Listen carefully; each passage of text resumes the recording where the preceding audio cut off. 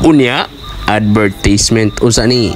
Muna sila mga nasiradaan magpaabot. Paabot mi sa Yabi. Sa mga So guys, Here we are. muna sila nga gitagaan og yabi pero wala dawata. Hi guys. Wala mo gitaga. Guys, Ang salarin. Wala Ang salarin. mo gitaga. Wala.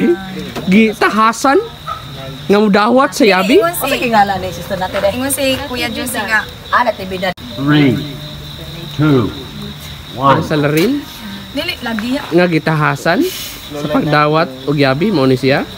Kami ah. Mao ning nagpaabot. ako di ay si Marcos, yung Tommy baby. Jangan lang sister.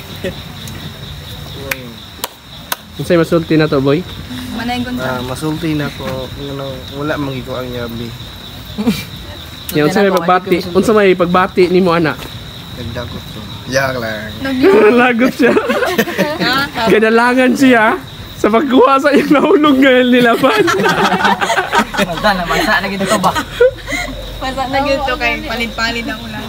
Ang hinungdan kay Salarin oh. Ay wala ito ang yabi. isa may nagkuha. Wala din yung kuha. Kani may gitahasan. Dili. Mo siya gitahasan. Nag-ingon si Kuya Juicy nga ihatag tong Yabi kang Joanne. Tas nalimot na pud ko nga kwaon kang Sister Becca. Pero wala giduhoy na ako. Unsa gido? Giduhoy. Salamat sa gamay ni mga mensahe. New word. Naka-learn mi kanang new nga word Oh.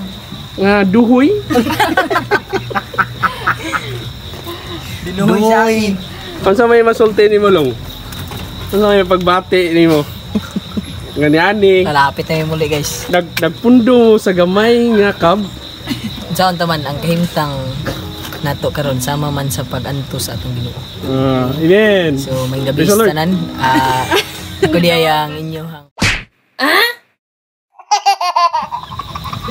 No, misay na. nga gi-assign din ni sa Santo Tomas.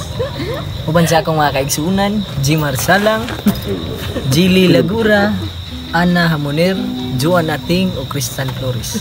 So ang atong paghisgutan karon nga kagabi, kung diin maghisgutan nung ang tao gibuhat man sa Dios.